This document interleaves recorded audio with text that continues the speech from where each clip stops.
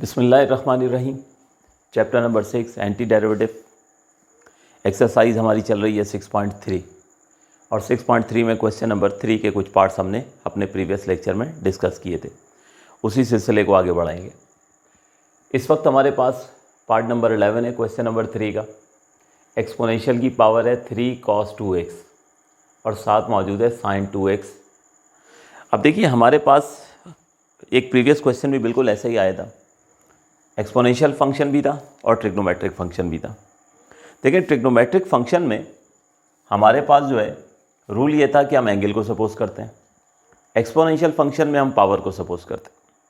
लेकिन आपको याद होगा मैंने अपने प्रीवियस क्वेश्चन में कहा था कि इसके लिए कोई अपने दिमाग में स्टैंडर्ड रूल नहीं सेट कर लीजिएगा कि हमेशा ट्रिग्नोमेट्रिक फंक्शन के एंगल को ही सपोज करेंगे जब दोनों आ जाएं, एक्सपोनेंशियल और ट्रिग्नोमेट्रिक। ये था हमारा पिछला क्वेश्चन, ठीक है ना, जो हमने इस फैमिली का किया था cos of e to the power x। तो वहाँ हमने क्या किया था, अगर आप अपनी मेमोरी रिकॉल करो कि हमने e to the power x को सपोज किया था और e to the power x को जब हमने डिफ्रेंशिएट किया था तो e to the power x dx की वैल्यू आ गई थी। यानी वहाँ हमने ट्रिग्नोमेट्रिक फंक्शन के एंगल को सपोज किया था। देखो बेटे यहाँ पर भी अगर आप ट्रिग्नोमेट्रिक फंक्शन के एंगल को सपोज करते हो, आप सपोज कर लेते हो कि 2x जो है वो y के बराबर है, तो आपको कुछ हासिल नहीं होने वाला है, ठीक है, आपको कुछ हासिल जो है वो नहीं होने वाला है। तो क्या होगा फिर रूल, इस क्वेश्चन में उस क्वेश्चन के बिल्कुल बरक्स मामला होगा। वहाँ आपने ट्रिग्नोमेट्रिक फंक्शन के एंगल को सपोज किया था। मैंने आपसे कहा था कि सिचुएशन के हिसाब से फ़र्क आएगा। यहाँ पर इस क्वेश्चन में होगा ये कि जो एक्सपोनेंशियल की पावर आपको नज़र आ रही है ना 3 cos 2x, इसको आप जो है वो सपोज करोगे तो इससे होगा क्या कि ये sin 2x dx की वैल्यू आ जाएगी और ये क्वेश्चन बिल्कुल सिंपल होकर सिंपल एक्सपोनेंशियल में कन्वर्ट हो जाएगा और उसको आप एक्सपोनेंशियल का जो रूल है उसके हिसाब से आप उसको इंटीग्रेट कर दोगे। तो ये क्वेश्चन जो है ये इसमें आपको जो है मतलब मैं बार बार एक ही बात कह रहा हूँ कि कोई स्टैंडर्ड रूल नहीं है, ये डिपेंड करता है सिचुएशन के ऊपर। कभी आपको अगर ट्रिग्नोमेट्रिक फंक्शन और एक्सपोनेंशियल फंक्शन साथ आ गए तो हो सकता है कभी एक्सपोनेंशियल की पावर को सपोज करके एडवांटेज हो रहा हो और कभी हो सकता है ट्रिग्नोमेट्रिक फंक्शन के एंगल को सपोज करके फ़ायदा हो रहा हो। तो आपको सिचुएशन को देखना होता है। तो इस वक्त की सिचुएशन के मुताबिक होगा ये कि मैं एक्सपोनेंशियल की जो पावर है इसको जो है वो सपोज करूँगा। तो 3 cos 2x इसको हम सपोज करेंगे y के बराबर।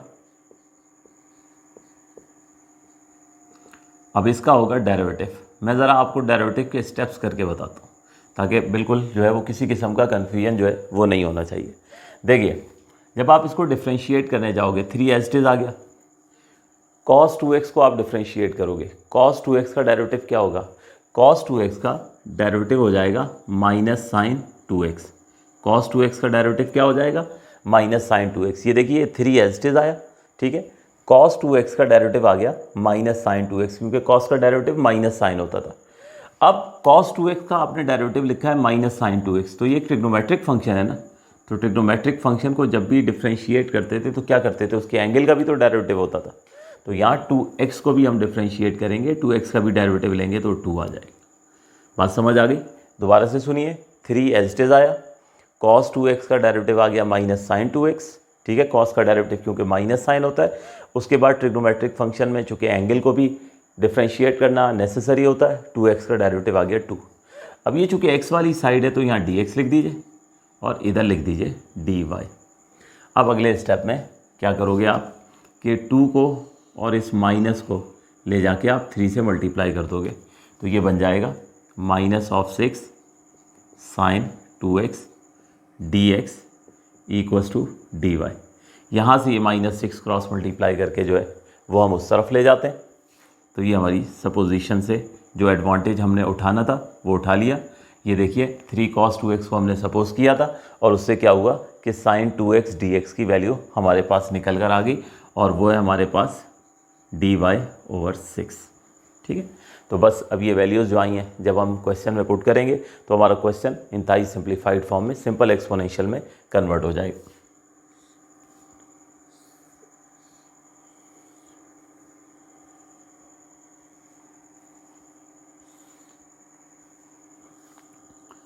Now,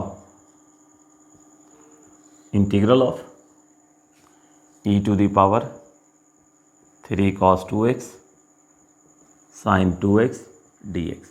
ठीक है, तो अब ये वैल्यूज़ पुट करते हैं। सबसे पहले यहाँ पे 3 cos 2x, तो 3 cos 2x को हमने एज्यूम किया है y के बराबर, तो ये बन गई एक्सपोनेंशियल की पावर y। उसके बाद sin 2x dx, sin 2x dx की वैल्यू क्या आई है, -dy/6। ये हम यहाँ पे पुट कर देते हैं। तो लीजिए बेटे, आपका क्वेश्चन आ गया -1/6 इंटीग्रल ऑफ e⁻y। तो ये देखें, हमारे पास क्वेश्चन जो है वो सिंपली एक्सपोनेंशियल में जो है वो ट्रांसफॉर्म हो गया। बस अब आपने क्या करना है कि एक्सपोनेंशियल का इंटीग्रल एक्सपोनेंशियल फंक्शन ही होता है, इंटीग्रेट हो जाएगा। इनिशियल सपोजिशन जो है वो उसमें वो हम वापस, आपको पता है इनिशियल वेरिएबल से रिप्लेस करना होता है, रिप्लेस करेंगे आंसर मिल जाएगा। तो मैं कंप्लीट करता हूँ, आप लोग इसको ज़रा नोट कीजिए। आखिर के 2-3 स्टेप्स ही मैं कर देता हूँ, नोट करें आप लोग।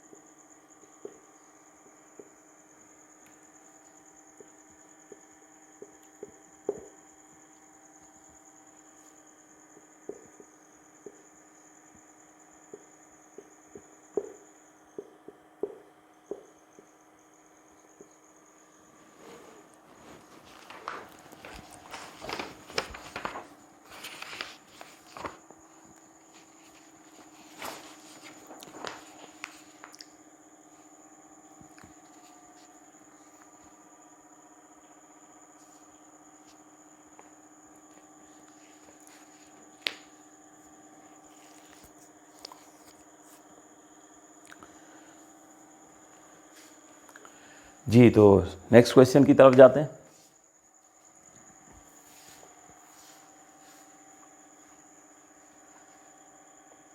नेक्स्ट है हमारे पास part number 12, tangent of 2x plus secant 2x whole square. Tangent 2x plus secant 2x whole square.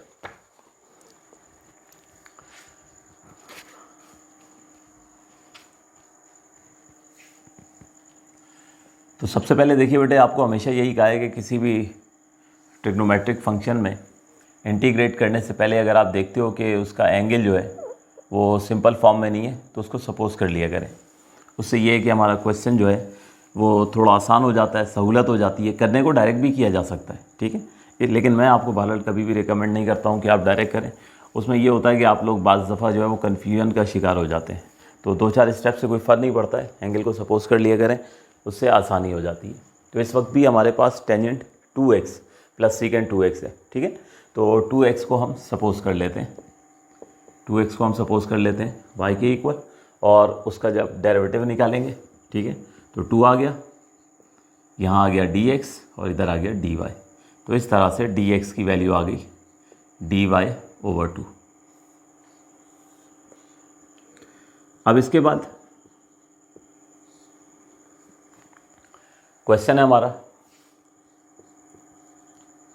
Tangent 2x secant 2x whole square dx। तो अब ये जो सपोजिशन की है 2x, इसकी जगह पुट कर देंगे y, ठीक है, और dx की जगह आ जाएगा dy/2। तो ये हो जाएगा tangent of y plus secant of y whole square into dy/2, ठीक है।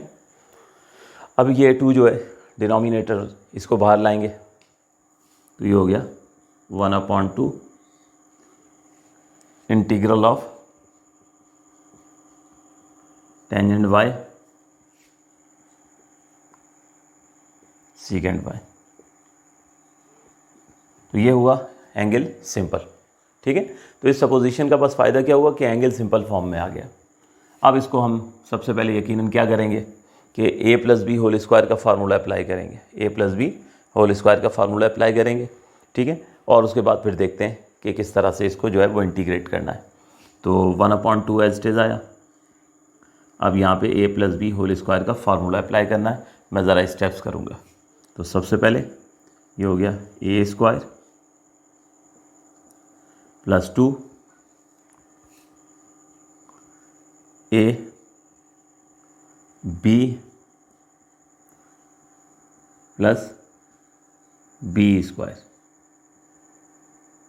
ठीक है, तो ये a² + 2ab + b², ये हमने यहाँ पे फार्मूला जो है वो अप्लाई कर दिया। अब इसके बाद अगले स्टेप में 1/2 एज इट इज़। अब ये ज़रा इसको सिंप्लीफाई करते हैं। तो ये आ गया tangent square y plus 2 times of tangent y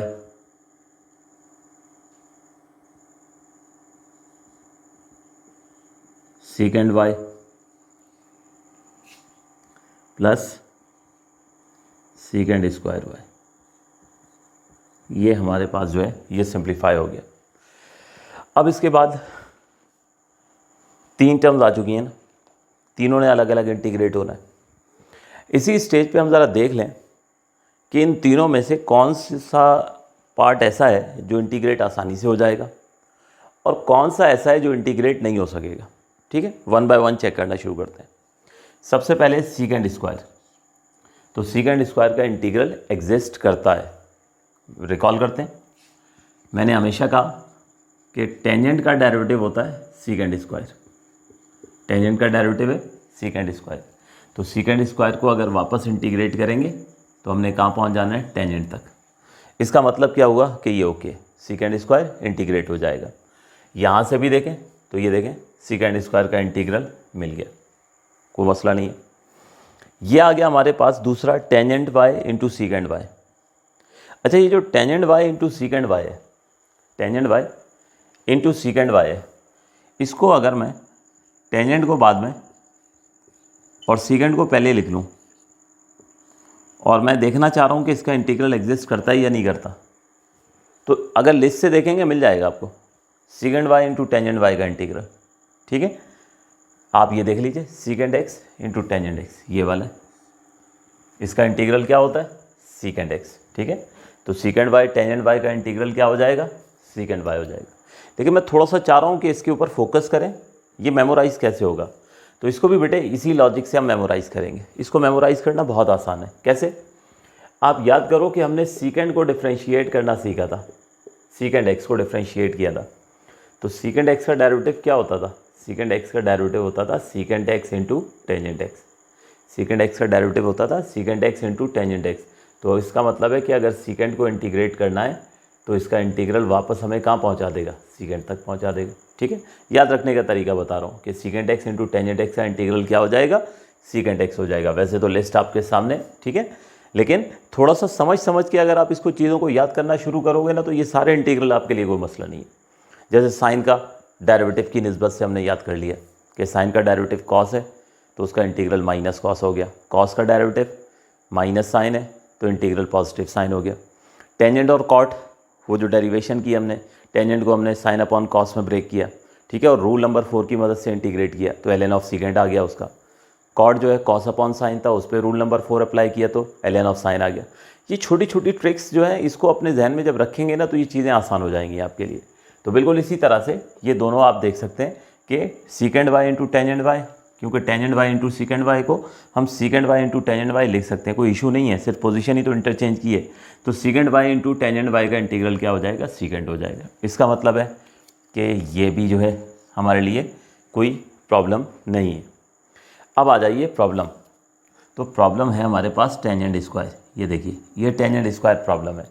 इस पूरी लिस्ट में देख लीजिए, देखिए ज़रा गौर से, ऊपर से लेके नीचे लास्ट फार्मूले तक कहीं टेंजेंट स्क्वायर का आपको इंटीग्रल नज़र आ रहा है तो आप गौर से देखें, आपको नहीं नज़र आएगा।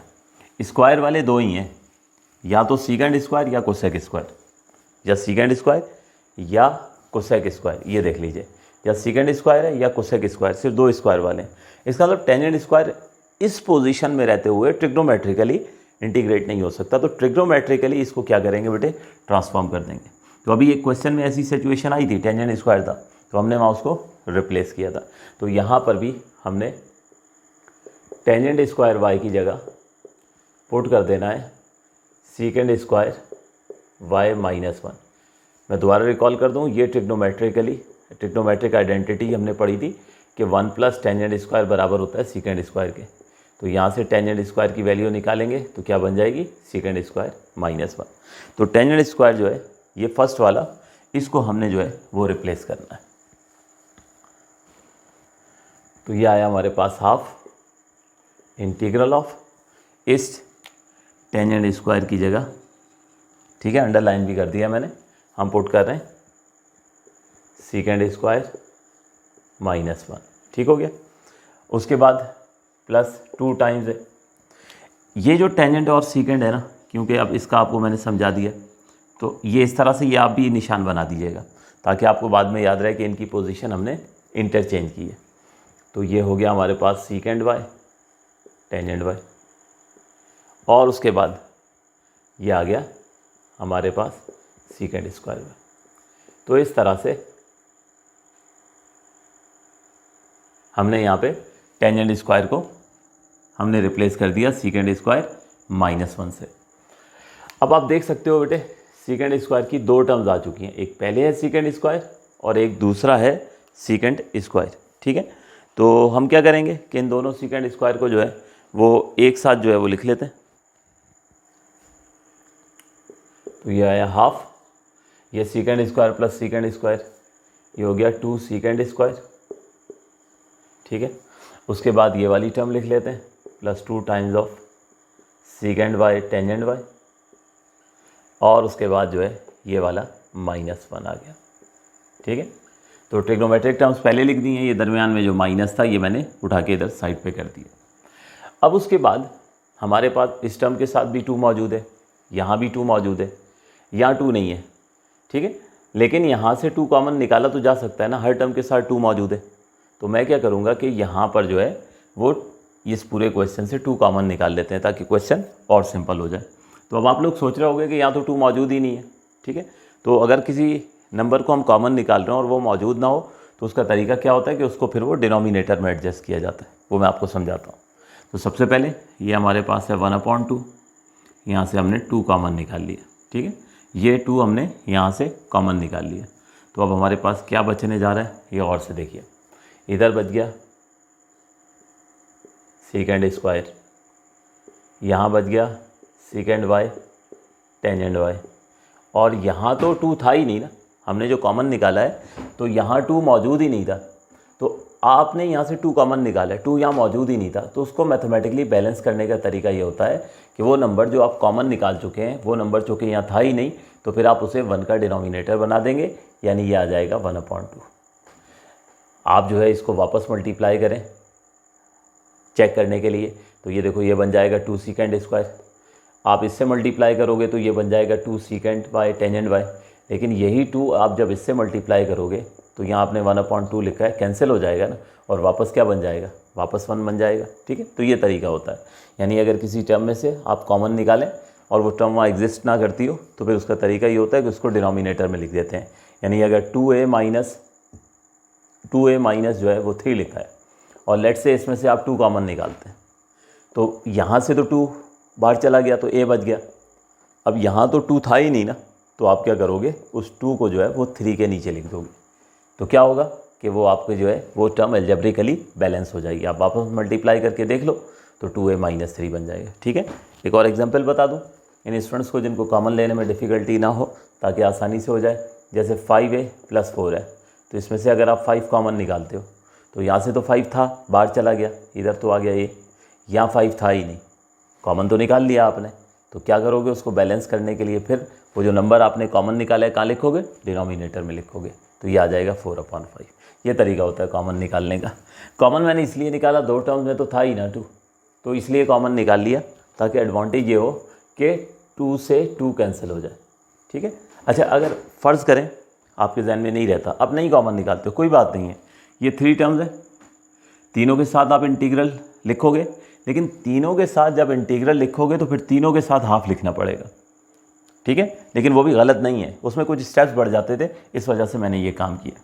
तो एनीवे अब ये क्वेश्चन हमारा सिंपल फॉर्म में जो है वो आ चुका है। बस अब हमने करना ये है कि 3 टर्म्स हैं, सबके साथ अलग अलग इंटीग्रल हम लिखते हैं और उसके बाद जो ट्रिक मैंने बताई हैं उनसे हम उसको जो है वो इंटीग्रेट करते हैं। तो हमारे पास ये क्वेश्चन आ गया secant square plus सीकेंड into tangent minus half. ठीक है, ये कैंसिलेशन के बाद ये बचा। अब तीनों टर्म्स के साथ मैं अलग अलग इंटीग्रल की साइन जो है वो लिखने जा रहा हूँ। तो पहला हो गया integral of secant square, second integral of secant into tangent minus integral of half. ठीक है, अगले स्टेप में हमारे पास जो है secant square as it is plus integral of secant into tangent, यहाँ हाफ एज अ कोफिशिएंट बाहर ले आइए और ये हो गया इंटीग्रल ऑफ 1। लीजिए, अब आपके पास तीनों टर्म्स ऐसी हैं कि जो बड़ी आसानी के साथ जो है वो इंटीग्रेट हो जाएंगी। ठीक है, तो सबसे पहले इंटीग्रल ऑफ सीकेंड स्क्वायर, तो ये देख लीजिए सीकेंड स्क्वायर का इंटीग्रल हो जाएगा टेंजेंट। ठीक है, तो पहला इंटीग्रल हो गया टेंजेंट y। उसके बाद दूसरा सीकेंड इंटू टेंजेंट का इंटीग्रल, तो ये देख लीजिए सीकेंड इंटू टेंजेंट का इंटीग्रल क्या हो जाएगा, सीकेंड हो जाएगा। ठीक है, समझा मैं चुका हूँ आपको ऑलरेडी। तो ये हो गया सीकेंड y माइनस हाफ और 1 का इंटीग्रल y प्लस सी। तो ये इस तरह से बेटे आपका प्रॉब्लम जो है ये सॉल्व हो गया है। बस एक चीज़ जो हमेशा कहता हूँ भूलनी नहीं है कि आप क्या करो, यहाँ y की वैल्यू जो है वो 2x जो है वो पुट कर दो तो आपको आंसर मिल जाएगा। ठीक है, तो y की वैल्यू पुट कर दीजिएगा, y की वैल्यू है हमारे पास 2x, तो आपको आंसर मिल जाएगा। नोट कीजिए, फिर आगे कंटिन्यू करते हैं।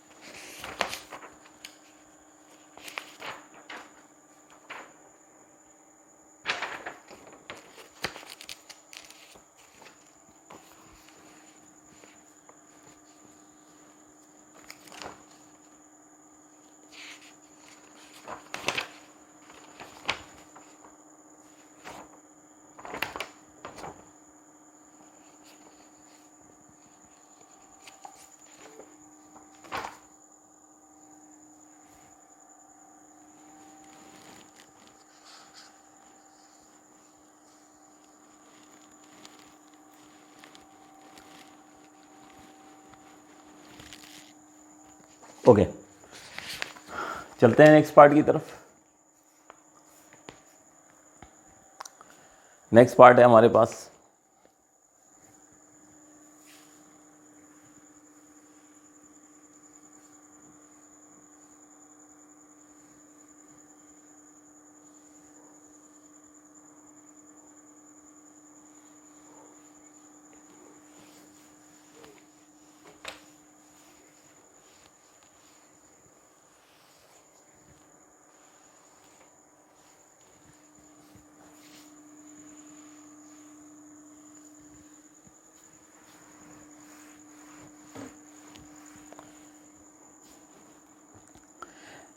क्वेश्चन नंबर 3, पार्ट है 13।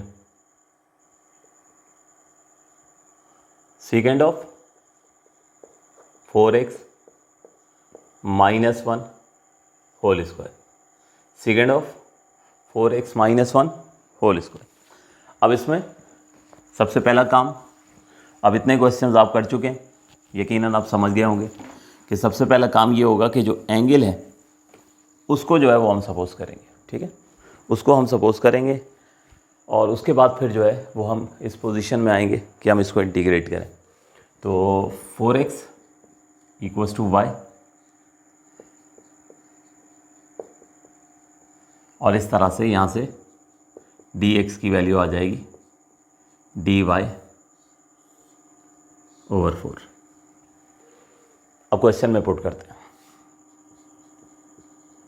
इंटीग्रल सीकेंड 4x - 1 होल स्क्वायर तो सीकेंड 4x की जगह आ गया y, dx की जगह आ गया dy/4। अब ये 4 डिनोमिनेटर से बाहर लाते हैं तो क्वेश्चन आ गया सिंपल फॉर्म में 1/4 integral of secant square integral of secant y - 1 whole square. ठीक है, अब यहाँ पे a - b होल स्क्वायर का फॉर्मूला जो है वो हम अप्लाई करेंगे। तो 1/4 integral of a square -2 ab plus b square, ये फार्मूला अप्लाई कर दिया, a square -2ab plus b square and this will be equals to 1/4 integral of secant square y -2 सीकेंड y plus 1। ये इस तरीके से हमारा क्वेश्चन ट्रिग्नोमेट्रिकली सिंप्लीफाई हो गया है। 3 टर्म्स आ गई हैं, सीकेंड स्क्वायर आ गई है, सीकेंड आ गई है और 1 आ गया। देखते हैं क्या तीनों इंटीग्रेट हो सकती हैं। तो सबसे पहले सीकेंड स्क्वायर, तो सीकेंड स्क्वायर इंटीग्रेट हो सकता है। टेंजेंट का डेरिवेटिव होता है सीकेंड स्क्वायर, टेंजेंट का डेरिवेटिव होता है सीकेंड स्क्वायर। तो सीकेंड स्क्वायर का इंटीग्रल लेंगे तो वापस आप टेंजेंट पर पहुंचेंगे, इसका मतलब ये पॉसिबल है। अब आ जाइए सीकेंड के इंटीग्रल के ऊपर, क्या सीकेंड का इंटीग्रल पॉसिबल है? तो ये देखिए लिस्ट में तलाश कीजिए, तो ये देखिए सीकेंड एक्स का इंटीग्रल है ln of सीकेंड x plus tangent x. इसका मतलब है सीकेंड भी इंटीग्रेट हो सकता है, कोई इशू नहीं है। और 1 का इंटीग्रल तो आपको पता है एग्जिस्ट करता ही है। तो बस अब तीनों टर्म्स के साथ इंटीग्रल लिखें, लेकिन ये 1/4 जो है ये लिखना नहीं भूलना है। ठीक है, हर टर्म के साथ 1/4 हम इसको लाजमी लिखेंगे।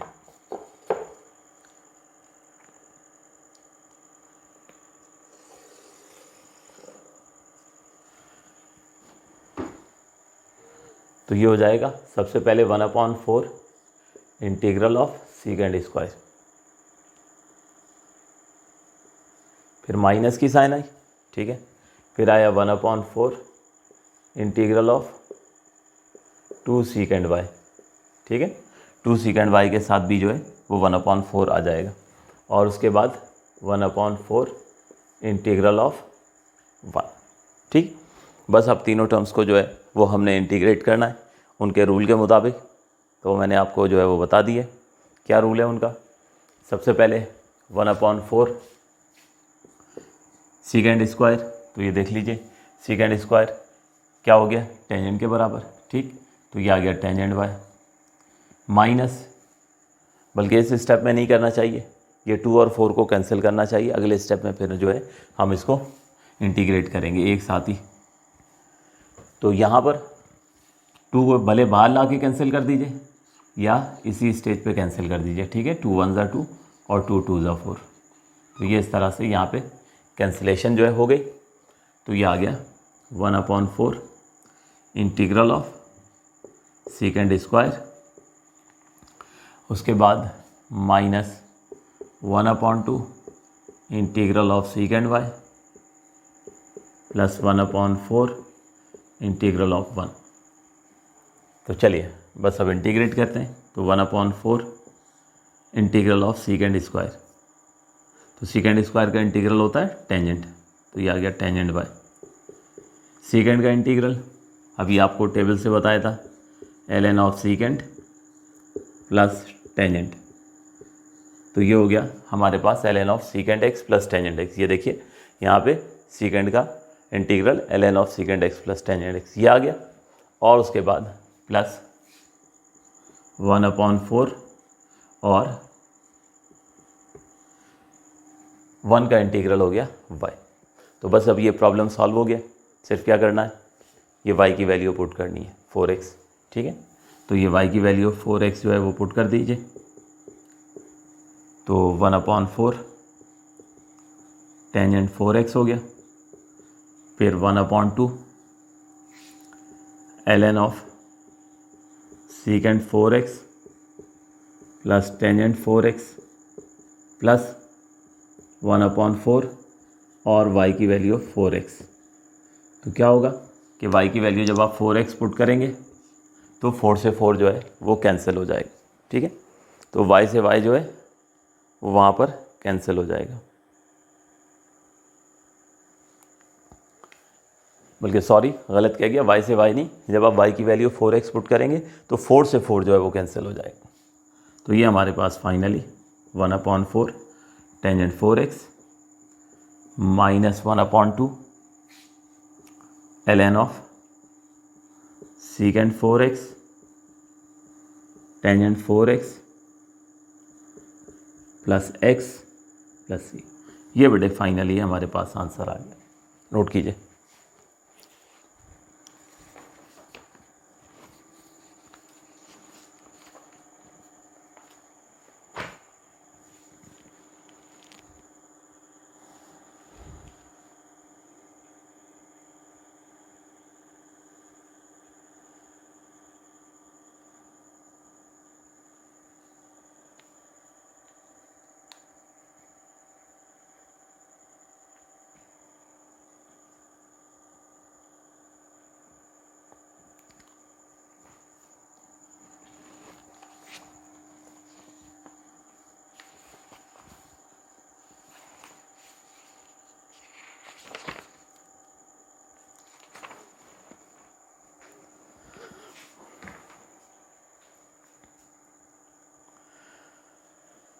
तो स्टूडेंट्स आज का ये लेक्चर हम यहीं तक ही रखते हैं। इंशाल्लाह मज़ीद अभी क्वेश्चन नंबर 3 के कुछ पार्ट्स और रह गए, आई थिंक 3 पार्ट्स और हैं, तो इंशाल्लाह फिर इसको नेक्स्ट लेक्चर में हम कंटिन्यू करते हैं। Thank you ji.